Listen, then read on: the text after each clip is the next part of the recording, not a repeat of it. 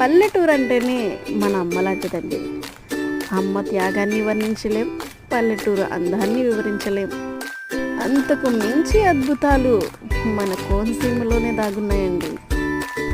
మనం అడిగినా అడగకపోయినా అమ్మ మన అవసరాలు తీర్చినట్టు, అలా మనం పొలం వెళ్తే స్వచ్ఛమైన గాలితో పాటు పుట్టింటికి వెళ్ళిన ఆడపడుచుని వట్టి చేతులతో ఏం పంపుతామని అమ్మ బ్యాగ్ నిండా పెట్టి పంపినట్టు, ఆ పొలం కూడా ఒక దానికోసమని వెళ్తే నన్ను కూడా అలానే పంపుతుందండి. నేనేమేమి తీసుకున్నానో చూపిస్తాను రండి.